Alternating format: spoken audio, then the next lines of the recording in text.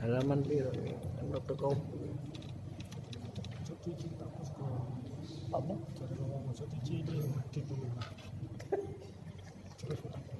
Apa ya? Gak tak wasit deh.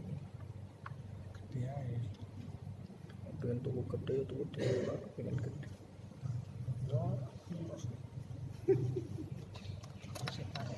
Bismillahirrahmanirrahim.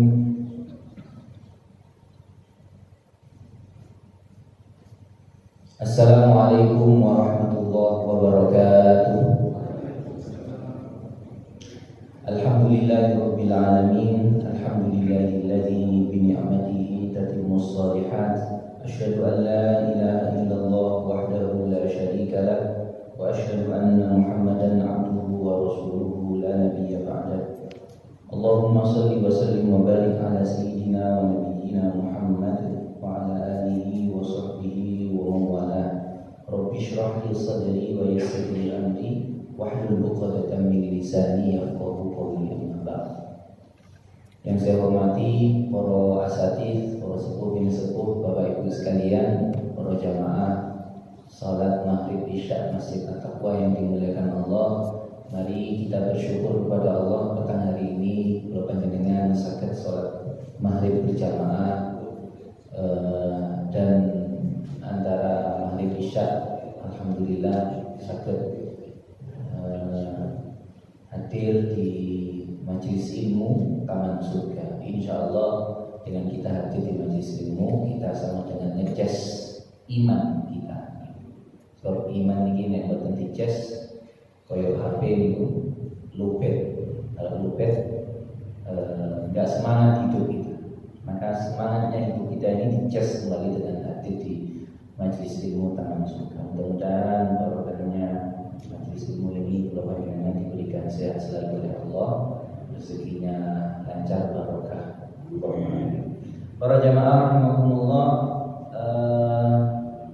petang ini kita akan kaji hadis kepinten.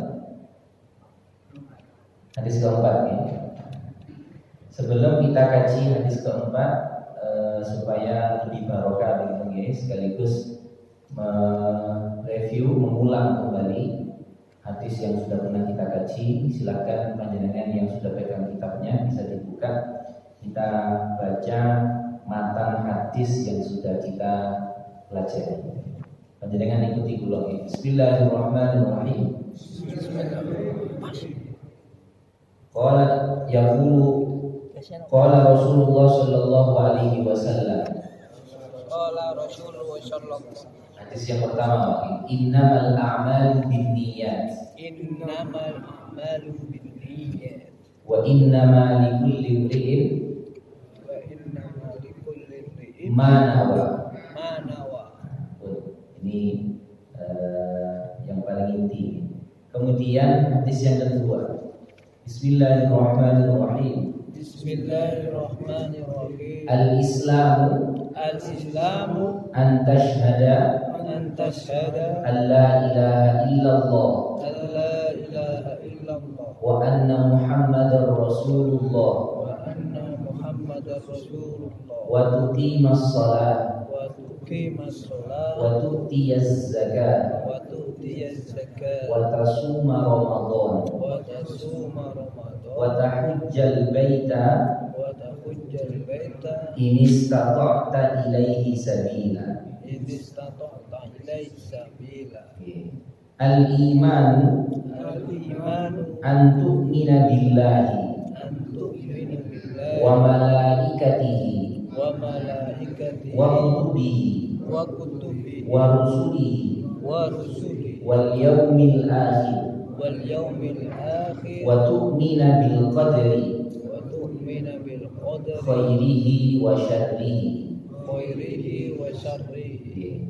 Al-ihsanu Al-ihsanu an ta'budallaha an ta'budallaha ka'annaka tarahu ka'annaka tarahu fa in lam takun tarahu fa in lam takun tarahu fa innahu yaraka. fa innahu yaraka. Alhamdulillah. Itu insyaallah matan inti dari hadis yang sudah kita pelajari.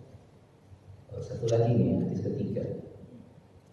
Buniyal Islamu ala khamsin. بني الإسلام على الخمس Syahadati an la ilaha illallah شهادة لا إله إلا wa الله anna Muhammadar Rasulullah وأن محمدا رسول الله wa iqamis salah وإقام الصلاة wa ita'iz zakah وإيتاء الزكاة wa hajjil baiti وحج البيت wa shaumi Ramadan. وصوم رمضان. Alhamdulillah sudah kita pelajari hadis ketiga. Kemarin kita simpulkan mengapa di hadis kedua dengan ketiga urutannya berbeda. Yang pertama urutannya syahadat, wasyahadat, sholat, terus nomor 5 zakat, puasa, zakat, haji. Tapi di urutan yang hadis ketiga syahadat, sholat, zakat, haji, puasa. Mengapa haji didahulukan daripada puasa? Kenapa Pak alasannya? Kalau ini karena haji itu adalah ibadah fisik dan harta. Sholat itu ibadah fisik, kemudian zakat itu ibadah harta. Kemudian kok disebutkan haji dulu baru puasa? Disebutkan haji dulu karena haji itu ibadah yang menggabungkan antara harta dengan fisik. Kan kita kalau haji itu kan harus siap fisik pakai, sekaligus juga harus siap uangnya, siap bekal. Itu rahasia kenapa urutannya berbeda. Baru yang terakhir shaumi Ramadan, puasa. Karena puasa itu hanya amalan jiwa saja. Bismillahirrahmanirrahim. Para jamaah rahimakumullah, insyaallah kita kaji bersama hadis yang nomor 4 ini yang diriwayatkan oleh Abdullah bin Mas'ud.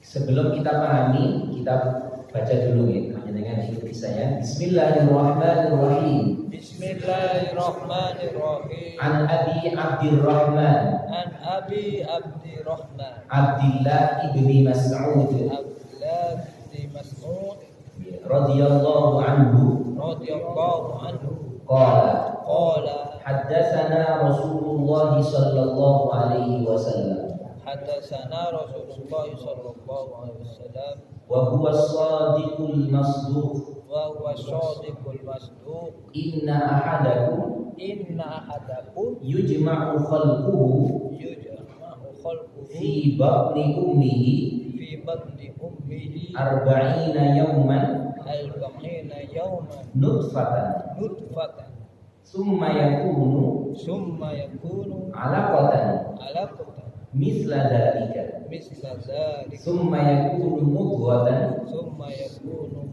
misla dzalik summa yursalu ilaihil malaku fayanfukhu fihi ruh. Oke, sampai bagian ini ya, kita akan paham.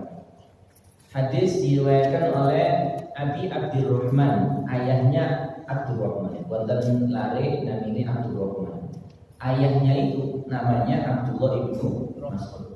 Berarti Abdurrahman anak isiden Abdullah. Abdullah anak isiden Mas'ud. Jadi ini yang perawinya itu siapa? Generasi yang tengah. Abdurrahman, ayahnya namanya Abdullah, ayahnya namanya Mas'ud. Abdullah ibnu Mas'ud. Yang Arab itu para jamaah rahimahullah, saking katai nami Abdullah itu kalau nyebut seorang namanya Abdullah nggak perlu disebut namanya, langsung bapaknya. Misalnya makanya tidak heran kalau penjenengan sering mendengar kata ibnu Mas'ud, anak Mas'ud. Nami ini sinten? Abdullah ibnu sinten malih? Ibnu Sabah. Nama ini sinten? Abdullah ibnu Abbas. Namanya siapa? Abdullah. Seandainya saya punya anak, saya kasih nama Abdullah, orang Arab cukup mengatakan ibnu Mirza, anak Mirza. Siapa jenenge? Abdullah. Tidak usah disebut namanya Abdullah, sudah cukup anaknya sopo. Saking banyaknya orang namanya Abdullah. Abdullah ibnu Mas'ud atau ibnu Mas'ud menyampaikan haddatsana Rasulullah sallallahu alaihi wasallam. Haddatsana menyampaikan hadis kepada kami. Terus mangke jamaah Rasulullah hadis niku wonten beberapa tingkatan. Ada beberapa tingkatan. Ada yang sama kalau kita menerima pesan dari guru atau dari orang tua. Kan beda pesan itu disampaikan nanti WA dengan surat pesan wasiat dengan anakku. Dengan pesan itu disampaikan langsung ketemu, nah, kan beda. Menerima pesan melalui surat dengan menerima pesan dengan menerima langsung ketemu orang. Hadasana itu ketemu langsung. Jadi Rasulullah menyampaikan hadis langsung ketemu kepada Abdullah bin Mas'ud. Wa huwa shadiqul masduq. Rasulullah itu adalah orang yang shadiq, orang yang jujur.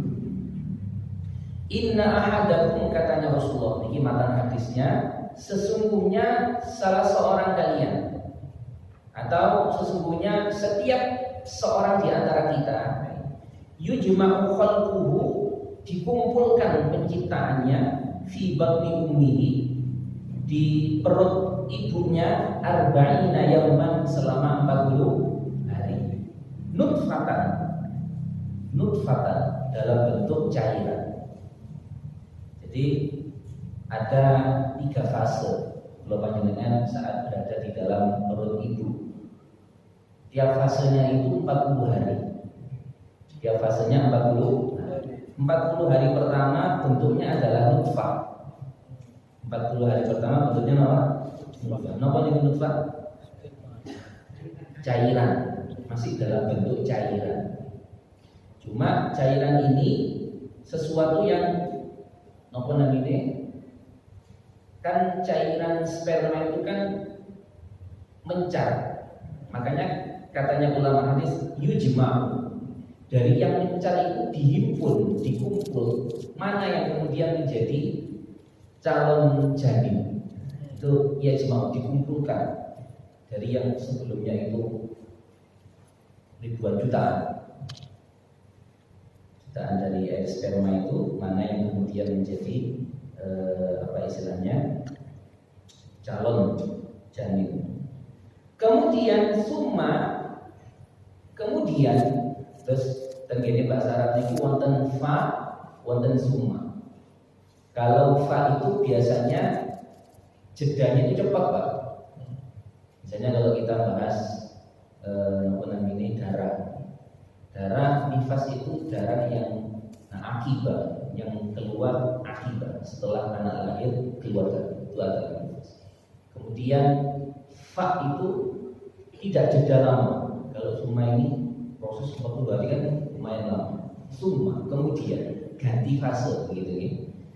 Yakunu alaqatan, menjadi alaqah. Jadi nutfah cairan yang tadi itu sudah akan menjadi calon janin itu, summa kemudian dia akan menjadi alaqatan. Napa alaqah? Segumpal darah. Alaqah itu umum diterjemahkan segumpal darah.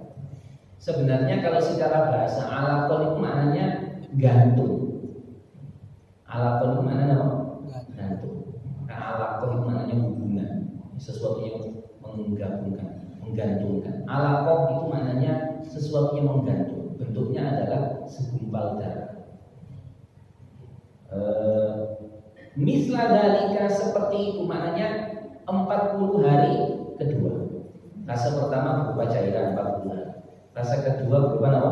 Alaqah, segumpal darah yang menggantung. Selama berapa hari? 40 hari juga. Summa yakunu mudghatan misla dalika. Okay. Kemudian dia akan menjadi mudghah.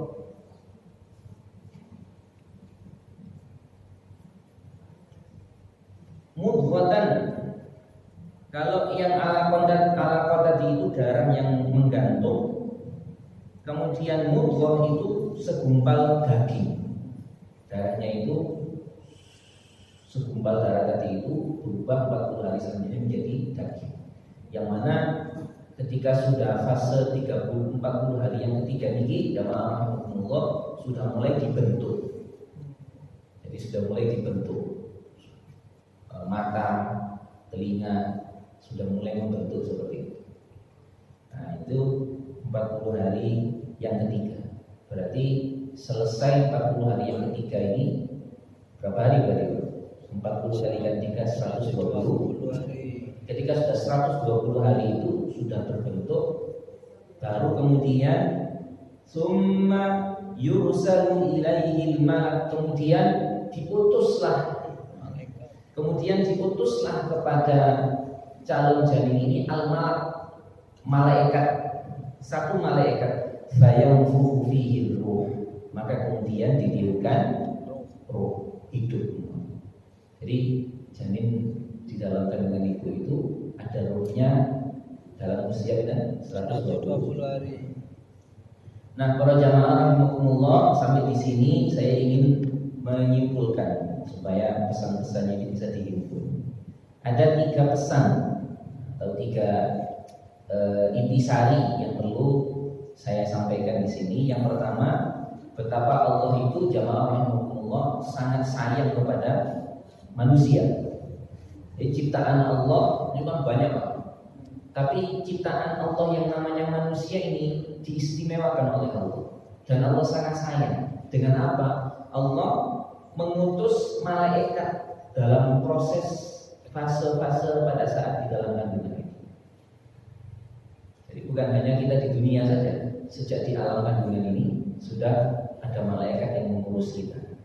Kemudian ketika kita ini hidup di dunia, Allah juga pastinya mengutus malaikat yang selalu mendampingi kita di saat kita berada dalam ketaatan, kebaikan.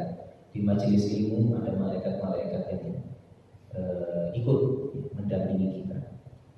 Kemudian di saat mati pun juga ada malaikat, ada malaikat maut dan seterusnya. Jadi ternyata manusia ini makhluk yang Allah sangat sayang, karena Allah mengutus malaikat khusus untuk manusia. Kemudian para jamaah rahimakumullah, intisari yang kedua, ada 3 fase ketika kita di dalam kandungan itu sebelum kita ditiupkan roh, yang mana ini menunjukkan betapa Allah itu maha kuasa.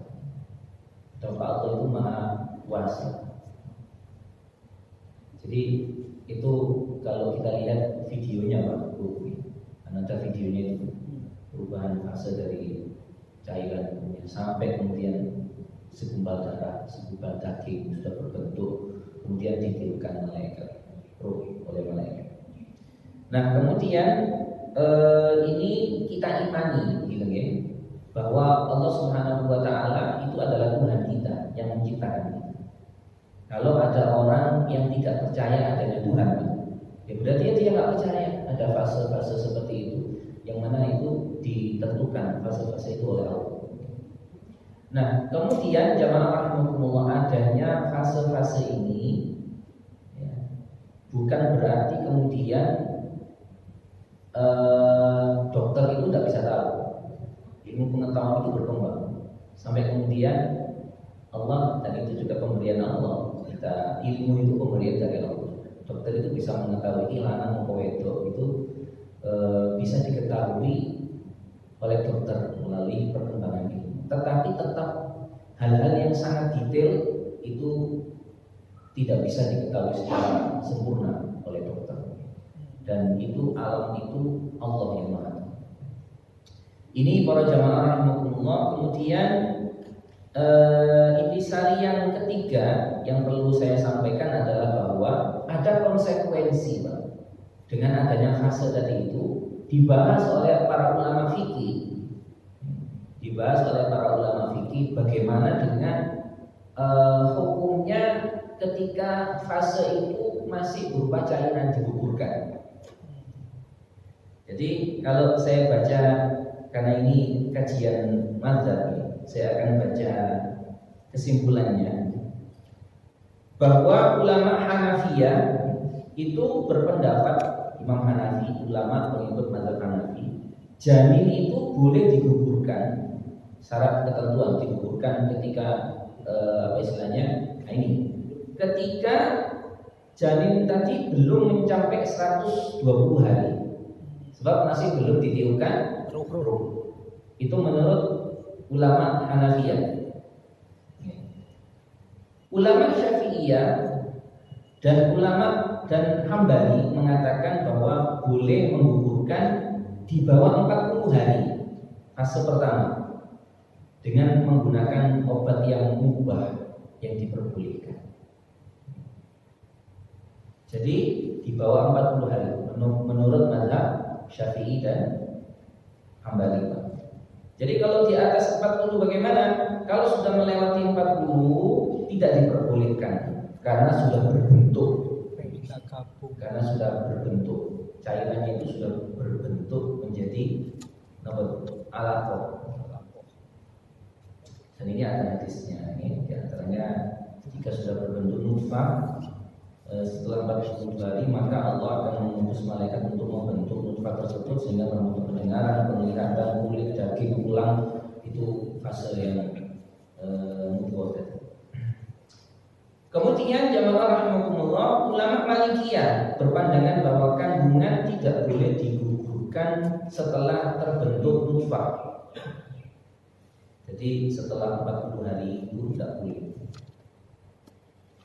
Karena ketika itu telah dimulainya kehidupan dan wajib dimuliakan. Pendapat terakhir ini lebih kuat, menggugurkan hanya boleh jika darurat saja karena alasan yang dibenarkan oleh pakarnya. Jadi apalagi kalau sampai dalam akidah kita boleh orang itu membunuh anak karena takut miskin. Oh ya aku ngasih makan dan seterusnya. Ini orang yang lemah imannya. Dia kurang yakin bahwa semua yang hidup itu dijamin rezekinya oleh Allah Subhanahu wa ta'ala. Ini terkait boleh tidaknya menggugurkan, hukum menggugurkan. Lanjut jamaah rahimakumullah, terkait dengan bagaimana memperlakukan janin yang dalam fase tadi itu. Apakah sama ketika janin ini meninggal diperlakukan sama dengan mayit yang mengalami hidup di dunia? Imam Ahmad berpendapat jika keguguran setelah 4 bulan, setelah 120 hari, setelah 3 fase, maka janinnya harus disolatkan, dikafani, dikuburkan, karena dia sudah ditiupkan ruh. Ini menurut Imam Ahmad. Menurut ulama lainnya termasuk Syafi'iyah berpendapat bahwa mesti menunggu sampai bayi tersebut lahir. Jika janin gugur dalam kandungan maka tidak dianggap manusia sehingga tidak perlu disolatkan. Ini pendapat yang kedua. Mana yang lebih kuat? Al-Arjah yang paling kuat pendapat Imam Ahmad tadi. Dan saya punya adik yang masih ingat dulu waktu masih kecil, apa saya istilahnya ibu melahirkan keguguran dan sudah dia terbentuk sama ayah itu di kafan, ya disolati, ya diantarin ke kuburan tengah malam. Saya masih ingat diajak sama apa ke kuburan untuk menguburkan setelah di kafan. Mengikuti pendapat Imam Ahmad tadi, diperlakukan seperti orang yang pernah hidup di dunia. Para jamaah rahimakumullah, ini 3 kesimpulan ya, yang bisa kita sarikan dari bagian pertama di hadis ini. Kita lanjutkan bagian kedua ini, sangat menarik untuk kita pahami karena kaitannya dengan nasib kita di dunia. Kaitannya dengan bagaimana kita di dunia ini harus ikhtiar menjadi orang yang sa'id. Sa'id itu orang yang bahagia, Pak. Ada hadis ini memberikan kategori orang itu sing sa'id, bahagia. Ada orang yang syaqi, sengsara. Kayak gimana orang yang bahagia dan sengsara? Kita baca nih, hanya dengan monggo bisa diikuti. Wa yu'maru bi arba'i kalimat. Monggo. Wa yu'maru bi arba'i. Sudah ketemu, Pak? Baris keberapa? Sama nih, bikat birizkihi, enggak? Bikat birizkihi wa ajalihi wa وأجله wa amalihi وعمله wa syaqiyyun aw sa'idun. وشقي أو سعيد Fa wallahi alladzi la ilaha ghairuhu فوالله الذي لا إله غيره inna ahadakum إن أحدكم la ya'malu لا يعمل bi amali ahli jannah بعمل أهل الجنة hatta ma yakunu حتى ما يكون bainahu wa bainaha وبينه وبينها illa dhira'un إلا ذراع fayasbiqu alaihi alkitab فيسبق عليه الكتاب fayamalu bi amali ahli an-nar فيعمل بعمل أهل النار fayadkhuluha فيدخلها wa inna ahadakum وإن أحدكم la ya'malu bi amali ahli an-nar لا يعمل بعمل أهل النار hatta ma yakunu bainahu wa bainaha حتى ما يكون بينه وبينها illa dhira'un إلا ذراع fayasbiqu alaihi alkitab فيسبق عليه الكتاب fayamalu bi amali ahli al-jannah فيعمل بعمل أهل الجنة fayadkhuluha. فيدخلها. Insyaallah, ya. Ini hadis Rasulullah SAW itu wahyu, mak bedanya bukan Al-Quran yang setiap hurufnya itu otomatis berpahala, tetapi ada kebenaran yang kita imani dari setiap kata yang pernah disampaikan Rasulullah. Para jamaah rahimahullah, ya. Tersudi? Sepertinya tidak adil.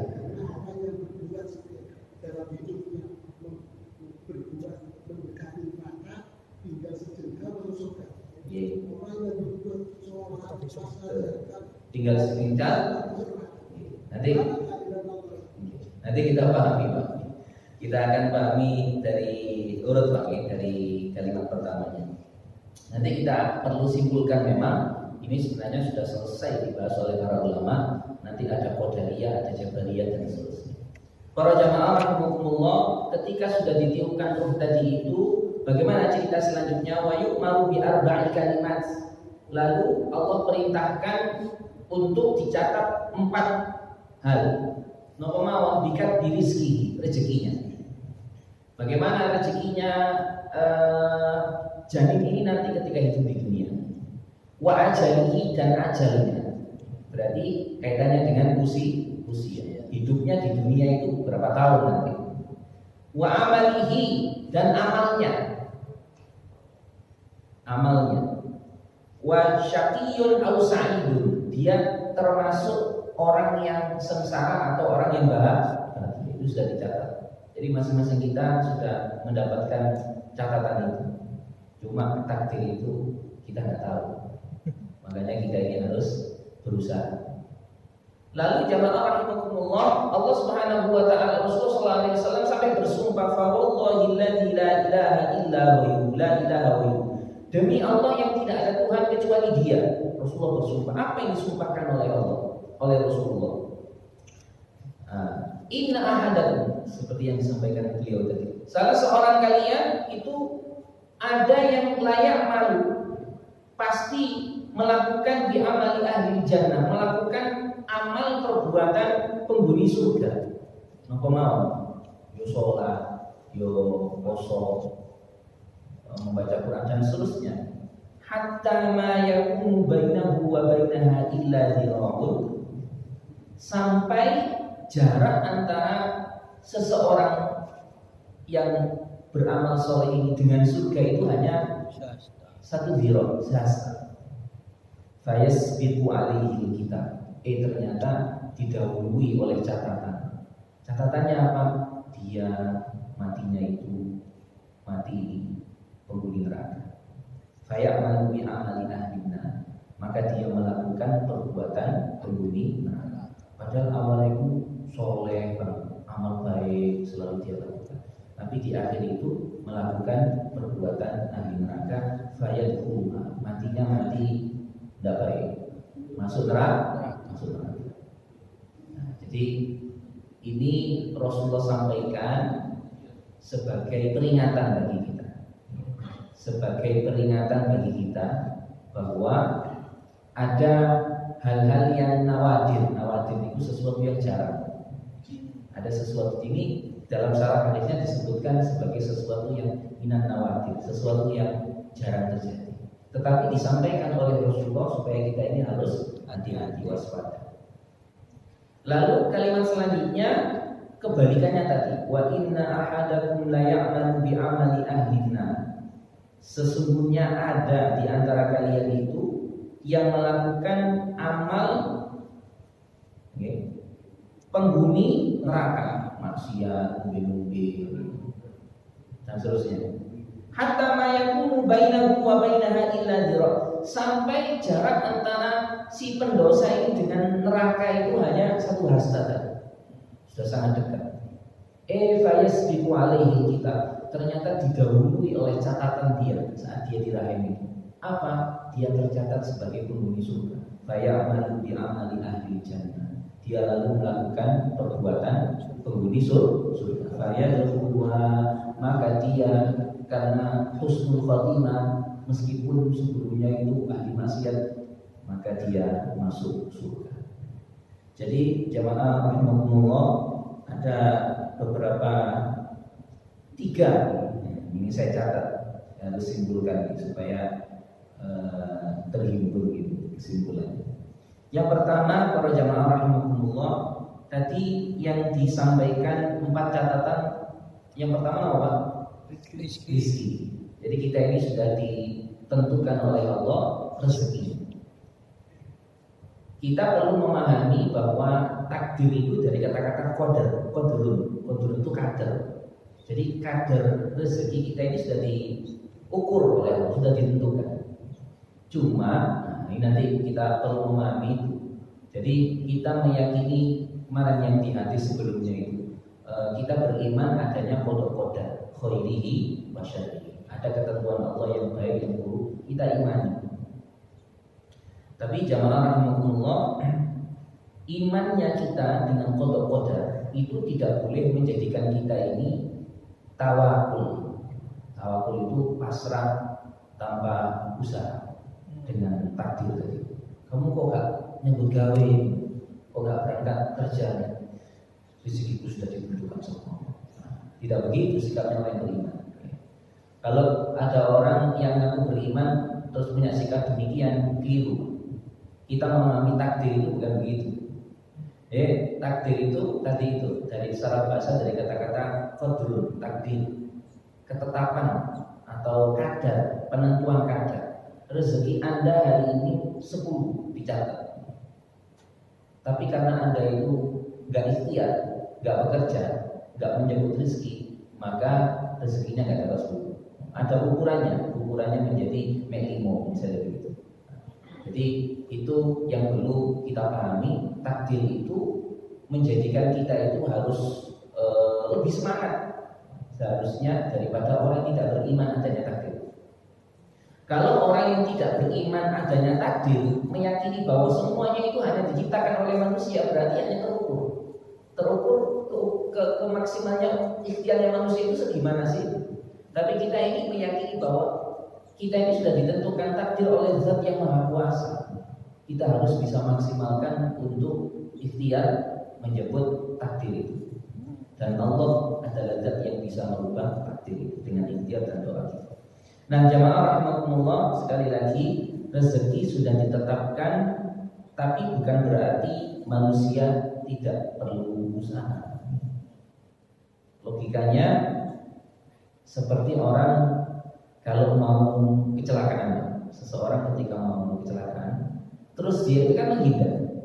Ketika dia sadar, dia menghindar. Misalnya dia sedang berada di tengah jalan, kok ada mobil laju cepat, dia kan berusaha bagaimana supaya tidak ditabrak, minggir atau lari kemana begitu. Seandainya jika dia itu pasrah dengan takdir, terus menengahi sedikit bersama takdir, mati. Seperti itu kira-kira juga ketika kita ini menjemput rezeki kita untuk ikhtiar. Jadi sangat tidak dibenarkan kalau misalnya penjahat terus mengatakan bahwa saya melakukan kejahatan itu sudah takdirnya. Orang pencuri kemudian tidak ketika dihakimi dia mengatakan semua yang sudah terjadi ini atas izin Allah dan saya mencuri ini adalah sudah takdirnya demikian. Nah, ini tidak bisa diterima secara akal sehat karena manusia itu harus ikhtiar diberikan oleh Allah. Ikhtiar itu maknanya pilihan, diberikan oleh Allah kesempatan untuk memilih, mau milih selamat atau celaka. Jadi para jamaah rahimakumullah, itu yang perlu kita pahami terkait dengan adanya catatan rezeki. Nanti secara pemahaman itu wonten namine qadariyah, ada jabariyah. Kita bukan penganut qadariyah, juga bukan penganut jabariyah. Napa Pak qadariyah itu? Qadariyah itu paham yang mengatakan bahwa atau kepercayaan yang meyakini bahwa qadar itu kuasa mampu. Manusia itu yang menciptakan perbuatannya sendiri. Dia bisa melakukan apapun, tidak ada intervensi, tidak ada campur aduk Tuhan. Dia ini berbahaya kalau meyakini seperti ini. Berarti koyok tidak beriman adanya qadar. Manusia yang menciptakan perbuatannya sendiri. Manusia mampu melakukan apapun.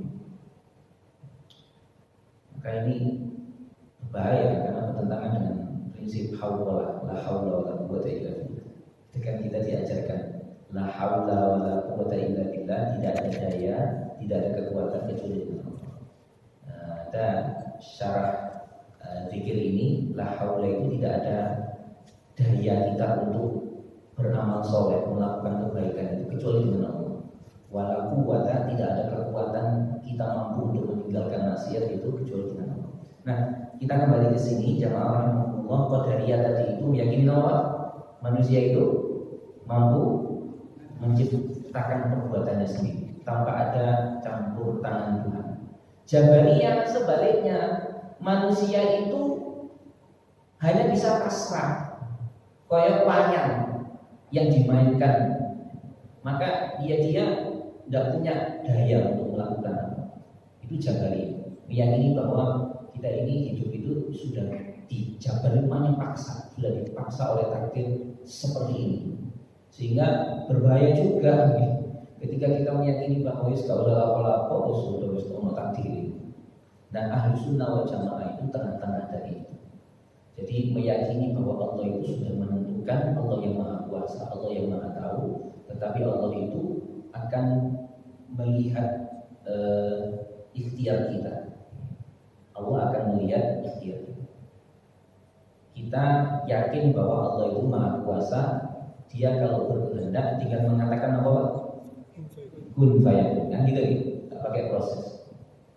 Seperti ibu-ibu ini. Kalau ibu-ibu saya tanya, panjenengan yakin bahwa mboten kalau misalnya seorang perempuan itu bisa hamil tanpa proses dengan izin Allah? Yakin mungkin? Kayak Siti Maryam itu tidak disentuh laki-laki tiba-tiba hamil dengan izin Allah. Kita orang yang beriman meyakini itu, betul Pak ya? Tapi Allah itu mewajibkan kita untuk ikhtiar. Ada sebab musabab yang harus dilakukan oleh manusia untuk mendapatkan hasil. Atau kalau saya balik pertanyaannya, bapak-bapak, kalau saya tanya, milih mana? Langsung punya anak, nggak pakai lapo-lapo, atau lapo-lapo di situ punya anak? Jadi Allah melihat bagaimana ikhtiar kita, dan di alam raya ini meskipun Allah Maha Kuasa, tapi Allah menilai ikhtiar kita untuk mendapatkan hasil. Itu antara qadariyah dengan jabariyah. Yang kedua, para jamaah rahimakumullah, nah ini yang kita harus hati-hati memahami bahwa amal kita ini menjadi sebab kita ini bisa masuk ke surga. Insya Allah pernah kita bahas sebelumnya bahwa Rasulullah pernah sampaikan seseorang itu tidak akan masuk surga kecuali Ridho. seseorang itu tidak masuk surga karena amalnya, tetapi karena rahmat Allah. Jadi bagaimana kita memahami antara kita ini nanti masuk surga itu dengan rahmat Allah atau karena amal yang kita lakukan itu? Nah, ini saya perlu baca kutipannya. Intinya begini, bahwa surga itu adalah rahmat Allah. Yang mengantarkan kita ke surga, masuk surga itu adalah rahmat Allah, bukan amal. Artinya amal kita ini bukan iwab, bukan gantinya surga. Tidak mungkin Pak, amal kita ini gantinya surga. Ganti itu seperti jenengan kalau misalnya transaksi jual beli atau kita barter. Saya punya jas, jenengan punya sarung BAS, aku butuh sarung BAS, jenengan butuh jas, kita tukar. Surga dan amal dengan surga itu tidak seperti kita barter gitu. Aku sholat untuk otomatis dapat ganti masuk surga. Boten. Artinya ya pasti beda nilainya. Kita ini sholat ini karena rahmat dari Allah. Surga itu mahal, tidak bisa kemudian seperti kita barter begitu itu kemudian dapat surga. Jadi surga itu yang menyebabkan kita bisa masuk surga itu adalah rahmat Allah. Cuma untuk mendapatkan rahmat itu ada sebabnya, ada tiketnya, yaitu sholat, ngaji, zakat, amal-amal baik ini. Tiket kita mendapatkan rahmat Allah, baru rahmat itulah yang mengantarkan kita ke surga. Itu para jamaah rahimahullah, sehingga kita memahami demikian, tidak bentur ya, antara ayat yang diantaranya udkhulul jannah bima kuntum ta'malun, masuklah kalian ke surga sebab amal kalian. Sementara Rasulullah mengatakan seseorang tidak masuk surga karena amalnya, tapi karena amalnya. Nah, kita memahaminya demikian. Para jamaah rahimahullah, terakhir yang nomor 3, pesan dari hadis ini adalah, kan tadi disebutkan bagi orang bahagia itu ketika matinya mati husnul khatimah, mati baik. Orang sengsara itu ketika ujung hidupnya itu su'ul khatimah. Pertanyaannya, ini hadis ini harus betul-betul kita pahami dengan baik. Nah, kalau tadi dikatakan bahwa orang itu ahli ibadah, terus catatannya menentukan dia ternyata ahli neraka, matinya harus su'ul khatimah, lah berarti nggak adil. Seperti yang panjenengan sampaikan di rumah. Nah, di sini nggak adil. Orang yang ahli maksiat terus seharusnya dia itu masuk neraka, tapi catatannya menentukan dia itu penghuni surga. Jadi ini intinya, catatan itu prerogatifnya Allah. Allah yang menentukan, dan kita tidak tahu, dirahasiakan Allah. Sampai sekarang kalau panjenengan baru senajan ketaan di masjid, karena memang ada orang ahli amal itu yang kemudian amalnya itu menjadi bumerang karena riaknya, karena tidak ikhlasnya. Ketuaan wapi, tapi karena riak akhirnya gugur namanya. Ada orang yang ahli amal tapi seperti itu kondisi. Jadi sekali lagi jamaah rahimahumullah, yang menentukan takdir ini adalah Allah, dan dia itu hak prerogatifnya Allah, terserah Allah. Kita nggak punya pilihan di situ.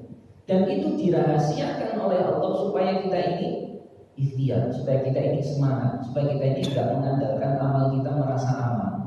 Wis pendirian masjid aman, boten-boten. Nah, sehingga para jamaah rahimakumullah, ada kunci ini, supaya kita ini bisa matinya itu mati yang husnul khatimah. Banyak di antaranya saya ambil kesimpulan 3. Ini saya berbicara secara umum ya, karena waktu kita terbatas. Yang pertama tentunya adalah kita harus meninggalkan maksiat, karena maksiat itu yang menarik seseorang bisa mati nggak baik. Kemudian yang kedua, istiqomah pada kebaikan, karena orang mati itu sesuai dengan kebiasaannya. Istiqomah dengan ikhlas melakukan kebaikan, supaya kebiasaan ini menjadi wasilah nanti meninggalnya itu meninggal yang baik. Ketiga, ini yang paling dahsyat, yaitu doa, karena yang bisa merubah takdir itu adalah Allah. dan kita proposal ke Allah itu melalui doa. Takdir itu bisa jadi ada orang ahli ibadah kok termasuk nikmat, dia matinya suul khotimah, tapi karena dia rajin doa kepada Allah, Allahumma khtim lana bil iman, Allahumma khtim lana bi husnul khotimah, ya Allah berikanlah mati yang husnul khotimah. Allah merubah takdir itu. Jangankan kita manusia biasa, Nabi Yusuf alaihissalam itu saja mintanya, doanya kepada Allah, tawaffani musliman wa anta arhamur rahimin. Tawaffani musliman, ya Allah matikanlah aku dalam keadaan muslim. Ini pun nabi loh. Semua nabi lah matinya pasti sultatimah nabi, tetapi tetap doa seperti itu. Apalagi kita orang biasa, kalau bisa dalam doa-doa kita selipkan minta supaya nanti matinya mati husnul khotimah. Kalau matinya husnul khotimah, suada, kita termasuk orang-orang yang bahagia. Itu jamaah rahimakumullah yang bisa kita simpulkan. Insyaallah ada 5 menit nih. Monggo kalau ada yang ingin ditanyakan. Saya senang kalau kajian ada diskusi.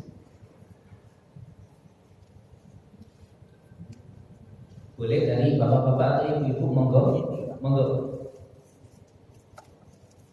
Kembali ke masalah ketentuan 4 kali.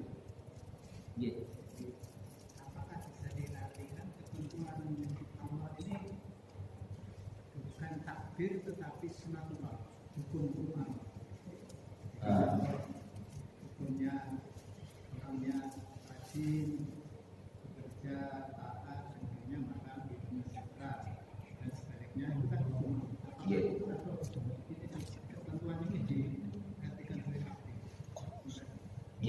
Insyaallah pertanyaan menarik dari Mul. Apakah takdir Allah atau catatan yang dititipkan kemudian ditentukan pada catatan itu bisa disebut sunnatullah? Biasanya istilah sunnatullah itu kaitannya dengan alam. Jadi hukum alam. Makanya istilahnya itu biasanya kalau istilahnya itu sunnah kauniyah, hukum alam. Memang hukum sudah ditentukan sama Allah dan itu bukan tiba-tiba, memang ditentukan sama Allah. Tetapi kaitannya dengan catatan ini per jiwa dan masing-masing jiwa ini sampai detik berapa detik hidupnya itu masing-masing berbeda-beda di antara kita. Ono sing mari lahir langsung mati, ono sing usianya itu panjang, ada yang usianya sekian, itu diperselisihkan lagi di antara ulama. Terus kok rajin sedekah, rajin silaturahim. Nabi mengatakan silaturahim itu menambah usia, itu ada yang mensyarahkan nambah durasinya. Mestinya usianya 70 tahun, rajin silaturahim menjadi 72 tahun misalnya. Tapi ada sebagian ulama yang mensyaratkan ditambah usia itu barokahnya. Usianya 70 tahun tapi koyok usia 100 tahun karena isinya amal baik. Jadi insya Allah itu istilah sunnah itu kaitan kalian takdir. Karena takdir kaitannya dengan masing-masing jiwa. Mudah-mudahan jawab. Sabar, namun bisa dong. Ibu-ibu boleh kok kalau ada yang tanya.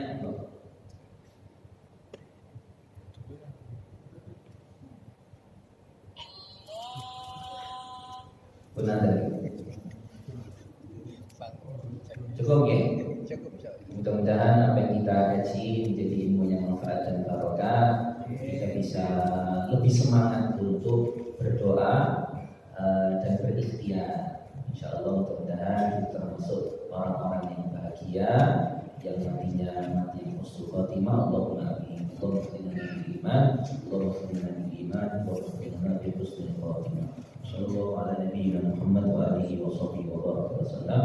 Kurang lebihnya mohon maaf. Hadanallahu wa iyyakum. Astaghfirullah. Assalamualaikum warahmatullahi wabarakatuh. Waalaikumsalam.